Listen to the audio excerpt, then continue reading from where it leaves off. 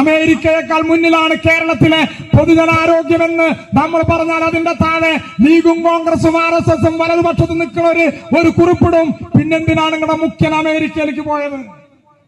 ആ ചോദ്യം വന്ന് നമ്മൾ പപ്പ എന്ന് വരുമെന്ന് കരുതി തടിയുമ തട്ടണ്ടെന്ന് കരുതി നമ്മളത് പറയുന്നില്ല. പറയണ്ടേ നമ്മൾ? പ്രിയപ്പെട്ടവരെ, കേരളത്തിലെ പൊതുജനാരോഗ്യ പ്രസ്ഥാനത്തിന്റെ ആകൃതി എന്താണ്? അത് നമ്മൾ പഠിക്കേണ്ടത്. ആ ആകൃതി പിരമിഡ് പോലെയാണ്. എന്താണ് പിരമിഡ്? ഇതാ ഇങ്ങനെയാണ് കേരളത്തിന്റെ പൊതുജനാരോഗ്യ പ്രസ്ഥാനത്തിന്റെ ആകൃതി. അടിയിൽ ഇങ്ങനെ വിസ്തൃതമായി ഇതിങ്ങനെ കൂർത്ത് ഇങ്ങനെ വരികയാണ്. ഇങ്ങനെയാണ് കേരളത്തിന്റെ പൊതുജനാരോഗ്യ പ്രസ്ഥാനത്തിന്റെ ആകൃതി. എന്താണ് അടിസ്ഥാന കാര്യമായ ഏറ്റവും പ്രാധാന്യമുള്ള ഈ ഏറ്റവും താഴെ തട്ടിൽ ഇങ്ങനെ അതിവിസ്തൃതമായ ഒരു പ്ലാറ്റ്ഫോം ഈ കേരളത്തിന്റെ പൊതുജനാരോഗ്യ പ്രസ്ഥാനത്തിനുണ്ട്. അഭിമാനത്തോടെ നമുക്ക് പറയാനാകും, ഈ ലോകത്ത് ഈ കേരളത്തിലല്ലാതെ വാർഡ് തല ശുചിത്വ സമിതികൾ, പ്രിയപ്പെട്ടവരെ ആശാവർക്കർമാർ, പ്രിയപ്പെട്ടവരെ ഹെൽത്ത് സബ് സെന്ററുകൾ, പ്രാഥമികാരോഗ്യ കേന്ദ്രങ്ങൾ, കുടുംബാരോഗ്യ കേന്ദ്രങ്ങൾ, സാമൂഹ്യാരോഗ്യ കേന്ദ്രങ്ങൾ, താലൂക്ക് ആശുപത്രികൾ, ജില്ലാ ആശുപത്രികൾ, സർക്കാർ മെഡിക്കൽ കോളേജുകൾ, ഇങ്ങനെ കണ്ണിച്ചേരുന്ന ഒരു ആരോഗ്യ സംവിധാനമുള്ള ഒരു നാട് ഈ ലോകത്ത്, ഈ ചെങ്കൊടി പാർന്ന കേരളമല്ലാതെ ഈ ലോകത്ത് മറ്റൊരു നാടുണ്ടോ? ഈ കേരളമല്ലാതെ എന്താ നമ്മുടെ കുറവ്? നമ്മുടെ കുറവ് ഏതെങ്കിലും ഒരു അസുഖത്തിന് സ്പെഷ്യലൈസായി ചികിത്സ നേടേണ്ട കാര്യങ്ങളിൽ ചില പരിമിതികൾ കേരളത്തിനുണ്ട്. ഒന്നുമില്ല എന്നല്ല. ഉദാഹരണത്തിന് ക്യാൻസർ നിങ്ങൾ നോക്കൂ. ക്യാൻസർ വന്നാൽ അമേരിക്കയിലേതുപോലെ അല്ലെങ്കിൽ വികസിത മുതലാളിത്ത രാജ്യങ്ങളിൽ ഉള്ളതുപോലെ അതിവിദഗ്ധമായ ചികിത്സയുടെ സംവിധാനത്തിന് കേരളത്തിൽ കുറവുണ്ട്. ഒന്നുമില്ല എന്നല്ല. RCC നമ്മുടെ അനുഭവമുണ്ട്. മലബാർ ക്യാൻസർ സെന്റർ നമ്മുടെ മുമ്പിലുണ്ട്. കേരളത്തിന്റെ അഭിമാന സ്ഥാപനങ്ങളുണ്ട്. പക്ഷെ നമുക്ക് പരിമിതികളുണ്ട്. നിങ്ങൾ നോക്കൂ, ഒരു കണക്ക് വെച്ച് നമുക്ക് പറയാം, അമേരിക്കയേക്കാൾ ഈ കേരളം ആരോഗ്യരംഗത്ത് മുന്നിലാണ് എന്ന് പറയാനുള്ള ഒരു കണക്ക് ഈ കേരളത്തിൽ നമ്മളെ എതിർക്കുന്നവർ, കേരളം നശിച്ചു കാണണമെന്ന് പറയുന്നവർ, കേരളം മോശമാണ് എന്ന് പറയുന്നവർ, ഇത് നായ്ക്കളുടെ നാടാണ് എന്ന് ഈ നാട്ടിൽ പ്രചരിപ്പിക്കുന്നവരോട് നമുക്ക് പറയാനാകണം, ഈ ലോകത്ത്, കേരളത്തിൽ, ഇന്ത്യയിൽ, അമേരിക്കയിൽ പ്രിയപ്പെട്ടവരെ 1000 പ്രസവം നടക്കുമ്പോ എത്ര അമ്മമാർ മരിക്കുന്നുണ്ട്? എത്ര അമ്മമാർ മരിക്കുന്നുണ്ട്? അമേരിക്കയിൽ 1000 പ്രസവം നടക്കുമ്പോ പ്രിയപ്പെട്ടവരെ 22 അമ്മമാർ മരിക്കുന്നു. കേരളത്തിലോ? കേരളത്തിൽ 1000 പ്രസവം നടക്കുമ്പോ മരിക്കുന്ന അമ്മമാരുടെ എണ്ണം 19 ആണ്. അമേരിക്കയിൽ 22 അമ്മമാർ മരിക്കുമ്പോ ഈ കേരളത്തിൽ 19 അമ്മമാർ മരിക്കുന്നു. ഇന്ത്യയുടെ ശരാശരി പ്രിയപ്പെട്ടവരെ 158 എന്ന് നമ്മൾ കാണണം. ഇന്ത്യയിൽ 1000 പ്രസവം നടക്കുമ്പോൾ 158 അമ്മമാർ മരിക്കുന്നിടത്ത്, അമേരിക്കയിൽ 22 അമ്മമാർ മരിക്കുന്നിടത്ത്, ഈ കേരളത്തിൽ 1000 പ്രസവം നടക്കുമ്പോൾ മരിക്കുന്ന അമ്മമാരുടെ എണ്ണം 19 ആണ്. പ്രിയപ്പെട്ടവരെ, അമേരിക്കയാണോ കേരളമാണോ പൊതുജനാരോഗ്യ രംഗത്ത് മുന്നിൽ? 19 ആളും മരിക്കരുത് നമ്മുടെ അഭിപ്രായം. അത് 18 ആക്കണം, 16 ആക്കണം, 15 ആക്കണം, 10 ആക്കണം, 0 ആക്കണം. അതിനുവേണ്ട പ്രവർത്തനം കേരളത്തിൽ നടക്കുന്നു. നിങ്ങൾ നോക്കൂ, അമേരിക്കയിൽ 1000 പ്രസവം നടക്കുമ്പോൾ മരിക്കുന്ന കുഞ്ഞുങ്ങളുടെ എണ്ണം 15 ആണ്. കേരളത്തിൽ 5 ആണ്. അമേരിക്കയിൽ എല്ലാം തികഞ്ഞ നാടാണ് അമേരിക്ക എന്ന മധ്യവർഗ തമ്പുരാക്കന്മാർ കെട്ടിപ്പൊക്കിയ പൊതുബോധത്തിന് മുകളിൽ നമുക്ക് അമർത്തി പറയാനാകണം, 1000 പ്രസവം നടക്കുമ്പോൾ 15 കുഞ്ഞുങ്ങൾ മരിക്കുന്ന നാടാണ് അമേരിക്ക. പ്രിയപ്പെട്ടവരെ, 1000 പ്രസവം നടക്കുമ്പോൾ 5 കുഞ്ഞുങ്ങൾ മാത്രം മരിക്കുന്ന നാടിന്റെ പേര് ഈ കേരളം എന്നാണ്. പ്രിയപ്പെട്ടവരെ, കേരളമല്ലേ മുന്നിൽ? കേരളമാണല്ലോ മുന്നിൽ. ഓങ്ങല്ലൂരില് 12, 13 വയസ്സായിട്ടുള്ള പെൺകുട്ടികളുള്ള വീട്ടിലേക്ക് അംഗൻവാടിയിൽ നിന്ന് ഒരു പൊടി കിട്ടുന്നില്ലേ? എന്താണ് ആ പൊടിയുടെ പേര്? അമൃതം പൊടി. എന്തിനാണ് അംഗൻവാടിയിൽ കൂടെ ഈ പെൺകുട്ടികൾക്ക് ഈ അമൃതം പൊടി കൊടുക്കുന്നത്? എന്തിനു കൊടുക്കുന്നതാ?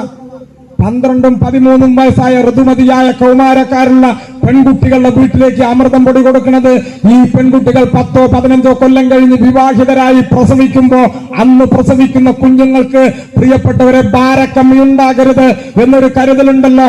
ഇന്ന് ജീവിക്കുന്ന കൗമാരക്കാരായ പെൺകുട്ടികൾ യൗവനത്തിലേക്ക് കടന്ന് പ്രിയപ്പെട്ടവരെ ഗർഭം ധരിച്ച് പ്രസവിക്കുമ്പോ പ്രസവിക്കുന്ന കുഞ്ഞുങ്ങൾക്ക് അണ്ടർ വെയിറ്റ് ഉണ്ടാകരുത് എന്നൊരു കരുതലുണ്ടല്ലോ. ആ കരുതലിന്റെ പേരാണ് ഇടതുപക്ഷമെന്ന് അഭിമാനത്തോടെ ഈ കേരളത്തിന്റെ അനുഭവത്തിൽ നിന്ന് നമുക്ക് പറയാനാകുന്നു. ഇങ്ങനെയാണ് ഈ കേരളം ഉണ്ടാക്കിയത്.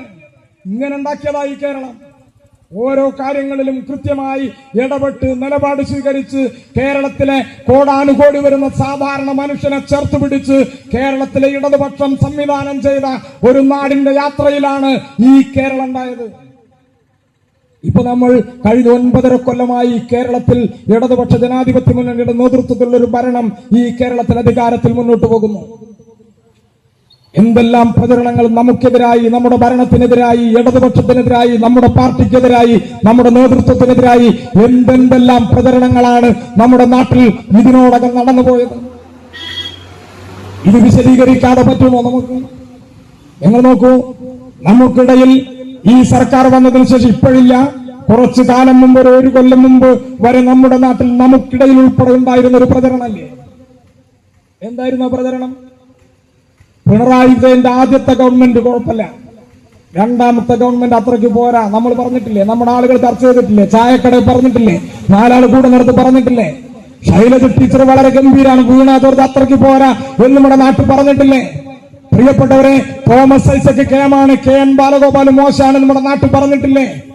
എങ്ങനെയാണ് ഈ കേരളത്തെ എവിടെ നിന്നാണ് അളക്കേണ്ടത് എന്നതിനെ സംബന്ധിച്ച് ഞങ്ങൾക്ക് അഭിപ്രായമുണ്ട്.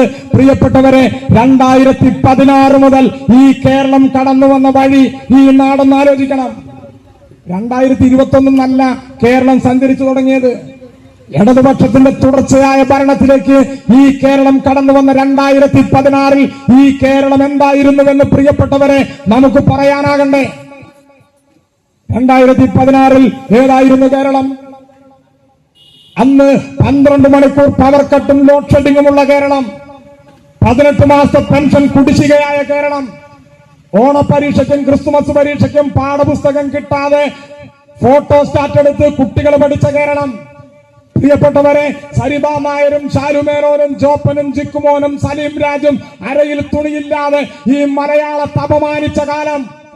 അവിടെ നിന്ന് കേരളത്തിന്റെ 140 മണ്ഡലങ്ങളിൽ സഖാവ് പിണറായിയുടെ നേതൃത്വത്തിൽ ഒരു ജാഥ നയിച്ച് ഈ നാട്ടിലെ സർവതല സ്പർശിയായ പ്രശ്നങ്ങളെ അഭിമുഖീകരിച്ച് ഈ നാട്ടിലെ ജനങ്ങളോട് സംവദിച്ച് പുതിയ പദ്ധതികൾ തയ്യാറാക്കി ഈ കേരളം 25 കൊല്ലം കഴിയുമ്പോൾ എങ്ങനെയുള്ള കേരളമാകണം എന്നതിനെ കുറിച്ചുള്ള ഞങ്ങളുടെ സമീപനം ഈ നാടിന്റെ മുന്നിൽ അവതരിപ്പിച്ച് ഇതാ ഈ കേരളം മാറാൻ പോകുന്നു.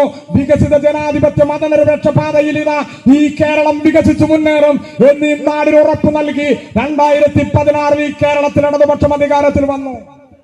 അവിടെ നിങ്ങൾ നോക്കൻ, 2016 നിന്ന് 2025 കേരളം സഞ്ചരിച്ച ദൂരം എത്രയാണെന്ന് ഞങ്ങളെ എതിർക്കുന്നവർ, ഇടതുപക്ഷത്തെ എതിർക്കുന്നവർ ഈ നാട്ടിലൊന്ന് പറയട്ടെ. പ്രിയപ്പെട്ടവരെ, ഒറ്റ കാര്യം നോക്കൂ, നിങ്ങൾ ഊർജ്ജ കാര്യം, വൈദ്യുതിയുടെ കാര്യം നോക്കൂ. 2016 ഓങ്ങല്ലൂരിലും മരുതൂരിലും മുതുതലയിലും നമ്മുടെ നാട്ടിൻപുറങ്ങളിൽ 7 മണിക്ക് റോഡിന്റെ അപ്പുറത്ത് കട്ടാണെങ്കിൽ 7:30 മണിക്ക് ഇപ്പുറത്ത് കട്ടാണ്. 9 കൊല്ലമായി, 9.5 കൊല്ലമായി ഈ കേരളത്തിൽ പ്രിയപ്പെട്ടവരെ ജീവിച്ചു പോകുന്ന ഏതെങ്കിലും ഒരാൾക്ക് പവർ കട്ടും ലോഡ് ഷെഡിങ്ങും എന്താണെന്ന് ഓർമ്മയുണ്ടോ? നമ്മുടെ കേരളത്തിൽ ഇന്ന് ജീവിക്കുന്ന 14 വയസ്സുള്ള ഒരു കുട്ടിക്ക് അറിയുമോ പവർ കട്ടും ലോഡ് ഷെഡിങ്ങും എന്താണെന്ന്? ഓങ്ങല്ലൂരിലെ ഏതെങ്കിലും ഒരു ഗ്രാമപ്രദേശത്തിൽ ഒരു ചായക്കടയിൽ 4 ആൾ കൂടുന്നിടത്ത് 9.5 കൊല്ലമായി വോൾട്ടേജ് ക്ഷാമം എന്നൊരു വാക്ക് നാക്കുകൊണ്ട് ഉച്ചരിച്ച ഒരു മനുഷ്യൻ ഈ നാട്ടിൽ ജീവിക്കുന്നുണ്ടോ? പ്രിയപ്പെട്ടവരെ, അപേക്ഷിച്ചാൽ അപ്പോൾ കറണ്ട് കിട്ടുന്നു, ഗുണനിലവാരമുള്ള വൈദ്യുതി വരുന്നു.